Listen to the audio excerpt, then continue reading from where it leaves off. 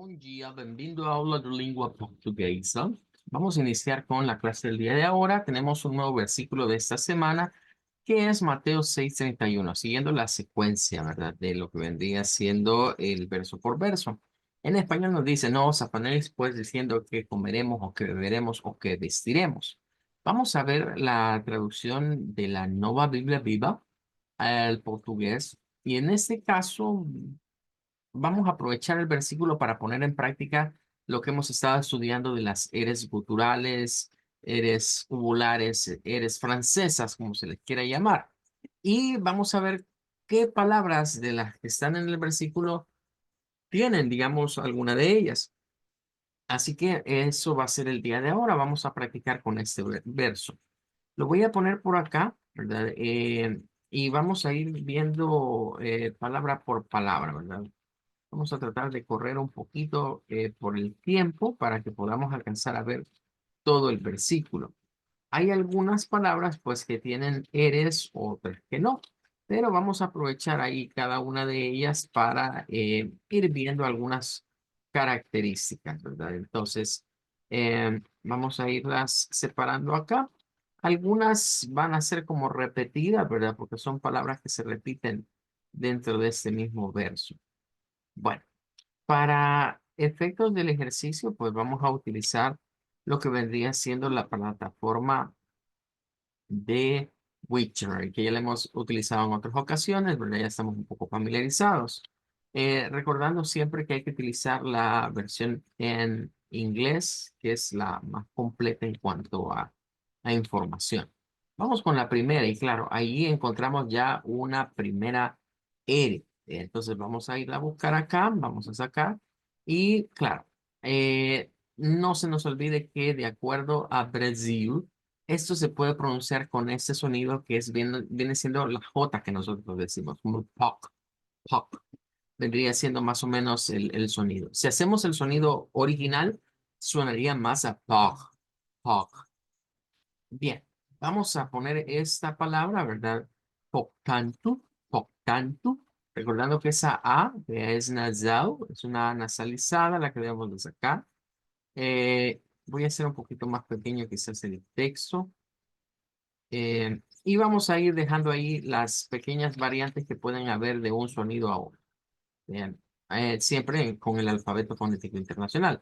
Pero sí, nótese en esta palabra que muy diferente el sonido en el portugués europeo, el cual sería una R suave, sería como pur, e incluso suena a U, esa O, que en el de Brasil pues suena a O. Bueno, vamos con la siguiente. Esa es el no. Ya la hemos visto con anterioridad, no va a ser muy difícil. Ya sabemos que es el no, con un sonido nasalizado también. Y de estas sabemos que lo podemos hacer con el sonido de la W o el sonido de la U corta. Por lo general recomiendo este segundo. De hecho, curiosamente, vamos a ver que en muchas las otras formas, las que yo en especial recomiendo, creo que se nos hace más fácil eso como pog, pog, que lo de pog. O eso como now, que como now, que es mucho más sencillo. Luego esta, bueno, la vamos a buscar, pero ya sabemos que va a ser como un sí. Es de esas palabras que son muy comunes en varios idiomas. Podemos encontrarla, pero que para nuestro portugués do Brasil, pues va a sonar a una I, sí. Esta ya la hemos visto también, ¿verdad? Porque esto es como una... em, Jesús en este, quizás no sea el tema ahorita, pero si uno se fija en la estructura de este pasaje, o por lo menos de cuando Jesús dio este tema, Jesús recurre a una técnica de oratoria en donde se introduce de una forma y se cierra con la misma idea. O sea, Jesús introduce el tema con no afanarse por estas tres cosas y cierra con esa misma idea. Bueno, pero eso es más cuestión, digamos, de, de lo que vendría siendo la homilética, ¿verdad? La predicación. Va, esa no está. Entonces debemos de ir a la raíz, digamos, que vendría siendo este de acá. y vamos a adaptarla, ¿verdad? Que en este caso, pues no lleva esa R, o sea, el verbo preocupar sí lo llevaría, pero este no es el verbo, es un cambio, mejor dicho. Entonces, en la raíz. Entonces, preocu hasta aquí, y aquí podríamos meter, bueno, tendría que ser una E nasalizada, y que hemos dicho que algunas veces suena a EI, de ahí N, digámoslo de esa manera. Más o menos por ahí andaría. ¿Qué es lo típico en las terminaciones con EM? Como por ejemplo, esta de acá, creo que es quizás la más común, ¿verdad? De las frases, ¿verdad? De to do babe. Entonces, ese sería el sonido propiamente que tendríamos que utilizar en esa palabra al final, ¿verdad? Esa sería como la adaptación, ¿verdad? Pero el sonido propio debería ser esto. Preocupain, preocupain, con el de la ñ. Bueno, esta está de más que la busquemos, es igual que esta, ya sabemos que es una palabra monosílaba que termina en E y que se va a convertir en D, no D, sino D, igual que esa C se dice como Z. Esta sí, vea, porque es igual a la escritura en español, pero tiene una R. Entonces vamos a ver cómo se comporta esta R de esta palabra. Claro, en updates. Vamos a ver, tiene que estar un poquito más adelante.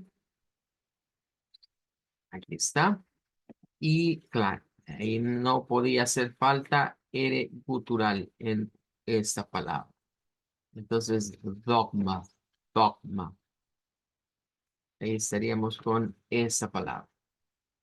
Vamos con esta. Esta no tiene R, pero sí interesaría ver el sonido, ¿verdad? Para esta palabra. Única en el portugués, dos sonidos posibles, ya es algo común cuando aparece la L, en este caso a L, que suena a au, aguma, aguma. Bueno, vamos a ver esta otra. Esta también es de las comunes, ¿verdad? Pero vamos a buscarla para ver cómo se comporta esa O en medio, digamos, de la M y la C.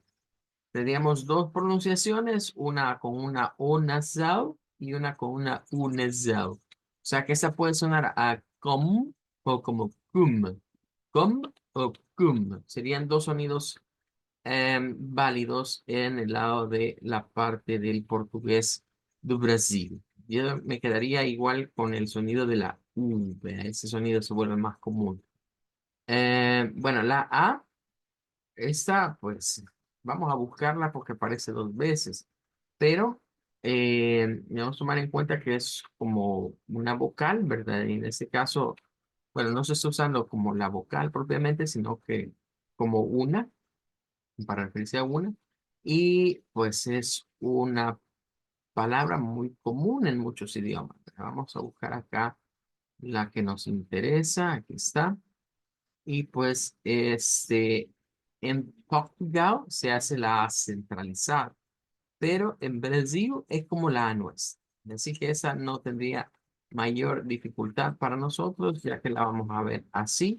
De hecho, como aparece otra vez para una, en este caso una, la vamos a poner acá. También quizás vamos a poner aquí a la par otras que se repiten para centrarnos solo en las que serían como nuevas.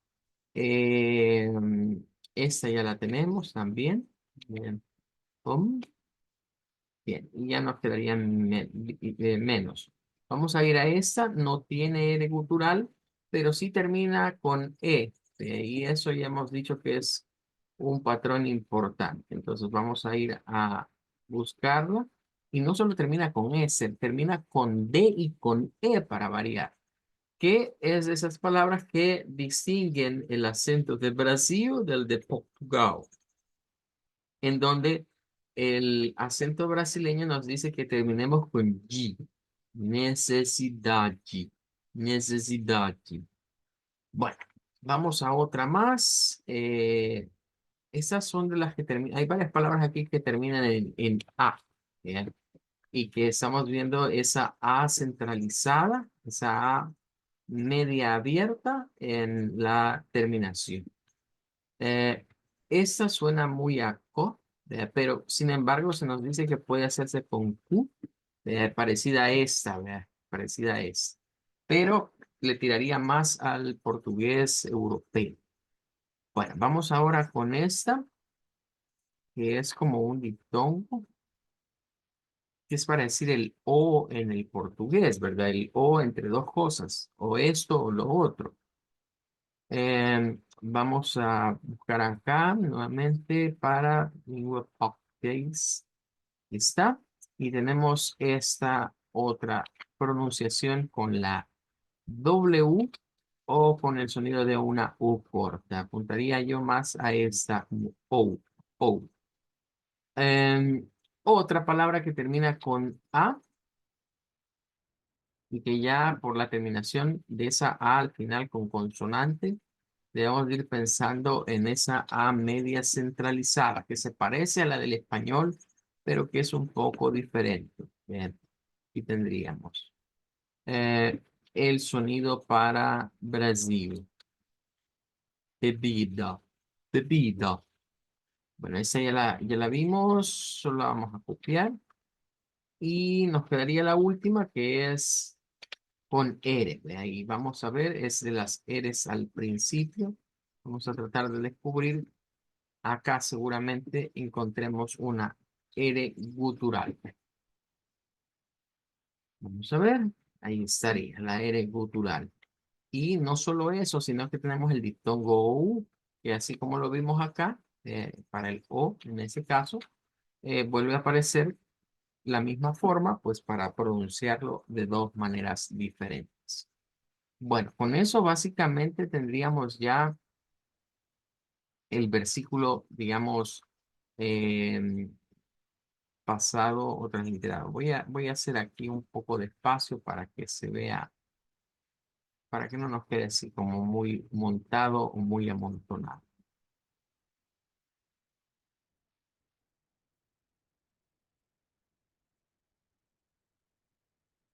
Vamos a poner aquí a un ladito.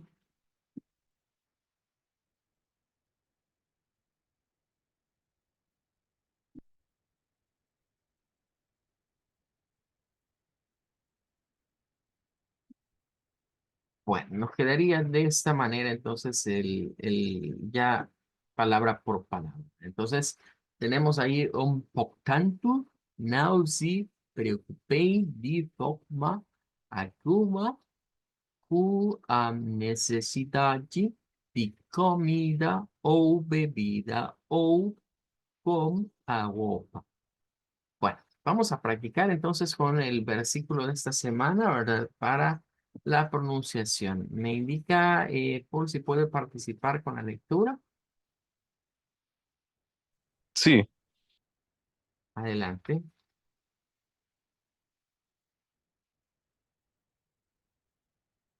sería el versículo, ¿verdad? Sí, el versículo ahí Sí. ya puede ayudarse de la transliteración del IPA para pronunciar. Ok. Eh, Portanto, não se preocupem de forma alguma com a necessidade de comida ou bebida ou com a roupa. Muy bien. Obrigado. Excelente. Bueno, ahí estamos entonces con el versículo. Importante, ¿verdad? Como esta es una versión actual, digamos, o moderna al portugués, si la adaptásemos al español, ¿verdad?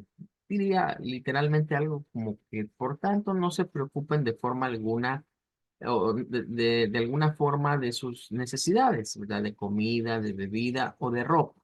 Vendría siendo más o menos la forma. Y es curioso que se hable de necesidades, ¿verdad? Que se utilice el término necesidad, necesidad.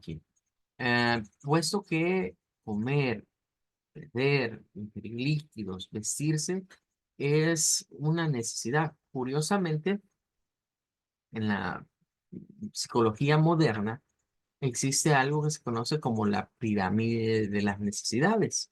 se le da el nombre de su autor, o el apellido, mejor dicho, de su autor, que es la pirámide de Maslow. Y la pirámide de Maslow dice que pues estas tres cosas forman parte del primer nivel de las necesidades fisiológicas, digamos, del ser humano.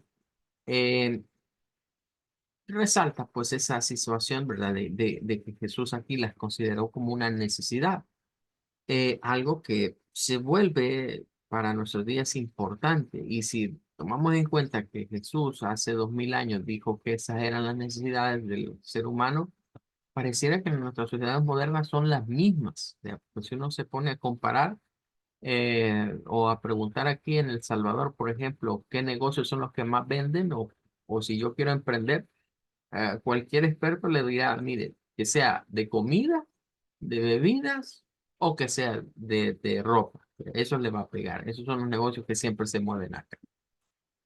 Bueno, vamos a dejar entonces esta parte hasta aquí, ¿verdad? Ya estaríamos ahí con el versículo transliterado y con el cual vamos a estar practicando el resto de esta semana, ¿verdad? Lo que vendría siendo la introducción a las clases. Hoy nos sirvió para ver unas cuantas palabras que llevan la R gutural.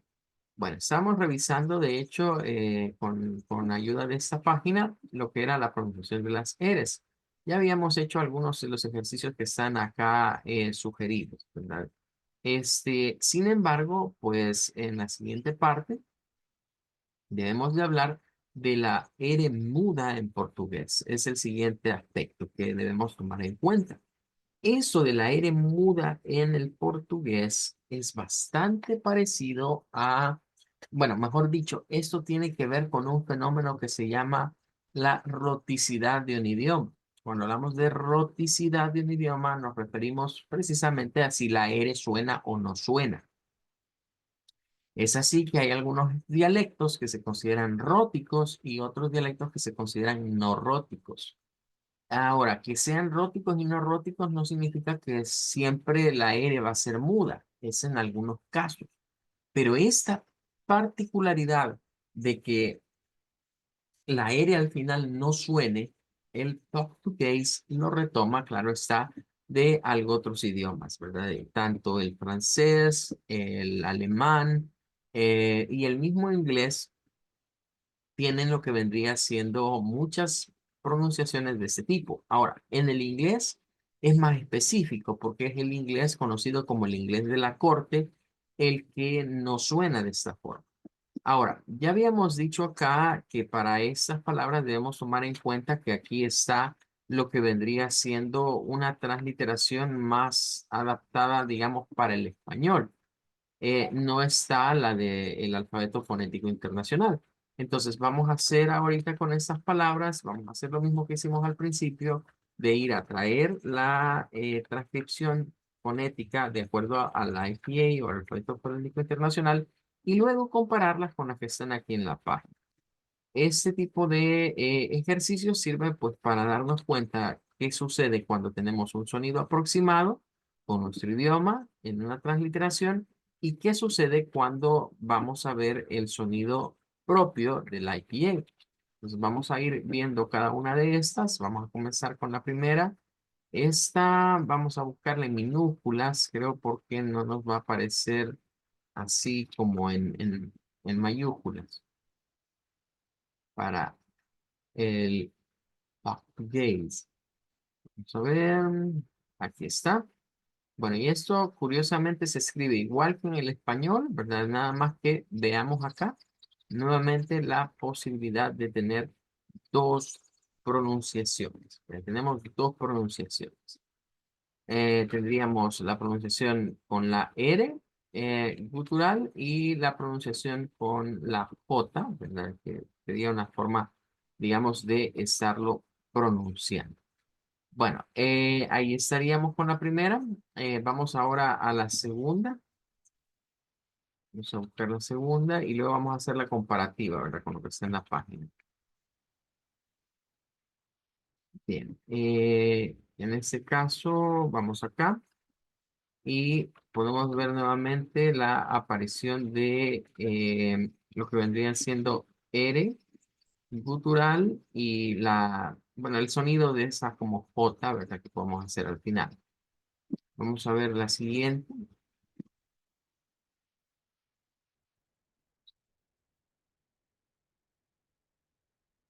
Vamos a buscarla con iniciales minúsculas para que sea más fácil encontrar. Ahora, de esta es la primera. Esta es la primera que quiero destacar. Vale, ya la vamos a explicar mejor. Terminemos de sacarlas y luego vamos a hacer la comparativa, ¿no? Porque hay algunas cosas que nos van a resultar interesantes. Vamos acá. Eh, Vamos a usar estas de acá para esta. Y vamos a terminar con esta última antes de hacer la comparativa.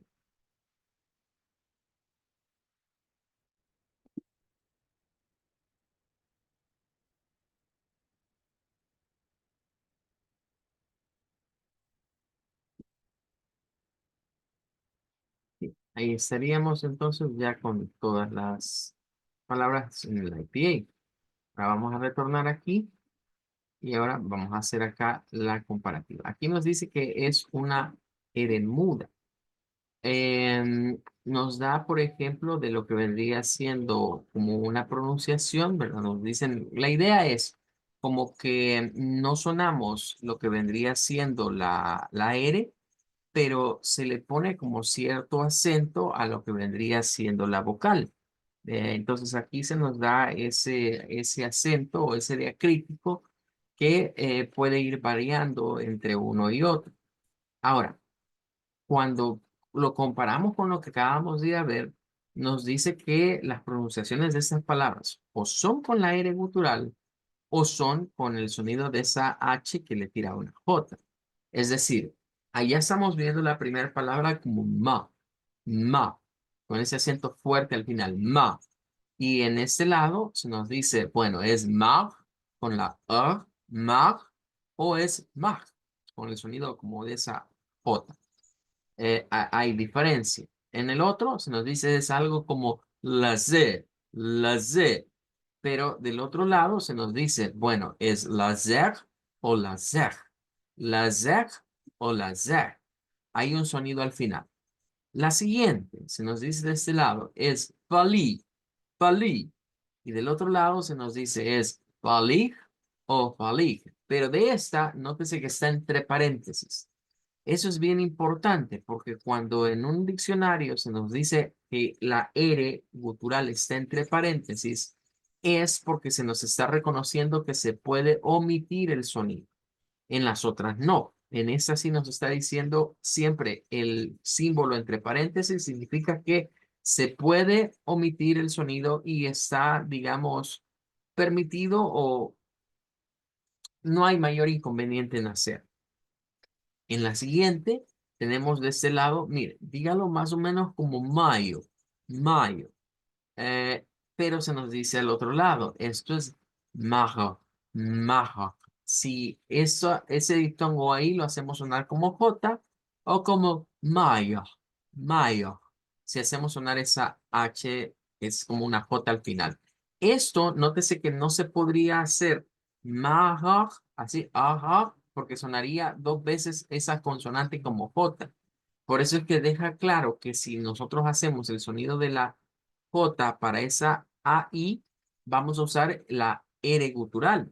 Pero si hacemos esa como I, como my, entonces del otro lado sí podemos usar el sonido de la J. Lo que sería extraño es escuchar a alguien decirlo como mayor, mayor, con esa R muy gutural. Eso sería un poco raro, es como combinarlo, ¿verdad? Y no va por ese lado. Mayor vendría siendo quizás el sonido. Y la última se nos dice que puede ser como abajú, y por el otro lado se nos dice es abayuj, abayuj. Recordando que esa y es una como vibrante, como una doble L, digamos, vibrante, yuj, abayuj, abayuj. Vale. En resumen, ¿qué es lo que está ocurriendo acá? ¿Por qué esa gran diferencia de todas las palabras? Hay una que sí nos dice Wiktionary se puede omitir la R, pero las otras no. Nos dice hay que hacerlo. ¿Cuál es la gran diferencia? La diferencia es que el vocabulario de la R muda en portugués se considera algo informal, muy, muy informal. Esto se pone a la altura de lo que nosotros conocemos como el caliche, ¿verdad? Para el español, o lo que se conoce como el slang para el inglés. Es decir, es argot. Cuando nos referimos a la palabra francesa argot, nos estamos refiriendo precisamente a expresiones o formas populares de hablar. Normalmente la forma popular no es la forma más, digámoslo, correcta, en el sentido de que es un vicio del idioma, ¿verdad? Que se acostumbra a hacerse y que denota un poco de falta de preparación académica. Es decir, es más popular ese tipo de sonidos donde se omiten la R en barrios populares, donde, digamos, la educación no ha sido la mejor, o los procesos de escolarización tienen muchas dificultades y las personas escasamente logran a veces terminar lo que aquí equivaldría quizás a un bachillerato o a lo mejor un tercer ciclo. Es decir, hay barrios en Brasil donde hay mucha pobreza y donde pues eso se denota en que las personas hablan de esta forma. Debemos tomar en cuenta que no es que sea malo, al contrario, lo popular no es malo. Lo que sucede es que va en contra de lo académico. Entonces, en este caso, decir estas palabras sin la R, como ma, lazer, valir, mayo, abajo, es popular y no tiene malo que se diga así. A veces lo informal es lo más normal, recordemos. Es decir, cuando estamos ya viviendo en un lugar y nos rodeamos de personas que hablan de esa manera, no nos vamos a sentir mal de escuchar esos sonidos así. Pero si le apuntamos a un idioma un poquito, digamos, más escolarizado, más académico, un poco más formal, pues las palabras correctas vendrían siendo con esas eres guturales, como mag, o si lo hacemos con el sonido de la H, como lazer, como paleg, como myhawk, o como abayug, abayug. Bueno, ¿cuál utilizar? Pues depende de qué es lo que yo ande buscando. Si ando buscando una beca para irme a estudiar a Brasil, pues me conviene más conocer el portugués académico, porque esperarían que tengamos un idioma, máxime sabiendo que no somos nativohablantes, que tengamos un idioma, digamos, más acorde a la parte académica. Pero si yo lo que quiero es un idioma que me permita comunicarme con personas de allá, ya porque voy a hacer negocios o cosas por el estilo, pues el informal creo que es el que me conviene más, porque es como suelen hablar más frecuentemente la mayoría de personas. Ahora, si yo llego donde una persona que esté acostumbrada a no pronunciar la R y pronuncio la R, lo único que van a pensar es de que, bueno, ese habla un poco extraño, ¿verdad? No me van a ver mal, pero sí van a darse cuenta rápidamente que soy extranjero, ¿verdad? Que soy del extranjero y que no pronuncio las cosas como ellos normalmente lo harían. Ahí ya todo depende del contexto y cómo lo vayamos a aplicar. Bueno, vamos a decir chao, se nos ha terminado el tiempo, vamos a decir chao, hasta luego, nos vemos mañana. Tchau, até logo. Obrigado.